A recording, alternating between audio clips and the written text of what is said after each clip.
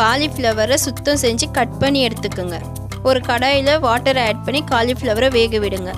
அது கூடவே அரை ஸ்பூன் மஞ்சத்தூள், அரை ஸ்பூன் கல்லுப்பு ஆட் பண்ணிக்கோங்க. ஒரு கடாயை வச்சுட்டு ஆயில் ஆட் பண்ணுங்கள். ஆயில் சூடானதும் ஒரு ஸ்பூன் ஜீரகம் போடுங்க. தேவையான அளவு கருவேப்பிலை ஆட் பண்ணுங்கள். ஒரு பெரிய வெங்காயம் கட் பண்ணி ஆட் பண்ணுங்கள். ஒரு பச்சை மிளகாய் ஆட் பண்ணுங்கள். வேக வச்ச காலிஃப்ளவரை ஆட் பண்ணுங்கள். நல்லா வதக்குங்க. அது கூடவே அரை ஸ்பூன் சில்லி பவுடர், அரை ஸ்பூன் தனியாத்தூள், ஒரு 1/4 ஸ்பூன் காஷ்மீரி மிளகாய் தூள், ஒரு 1/4 ஸ்பூன் மிளகுத்தூள், தேவையான அளவு உப்பு ஆட் பண்ணிக்கோங்க. நல்லா இப்போ கலந்து விடுங்க. அப்படியே மூடி போட்டு விட்டுருங்க ஒரு 5 மினிட்ஸ்க்கு. ஒரு 2 முட்டை எடுத்துக்கோங்க. அதை நல்லா உடச்சி ஊற்றிக்கோங்க. நல்லா அப்படியே கலந்து விடுங்க.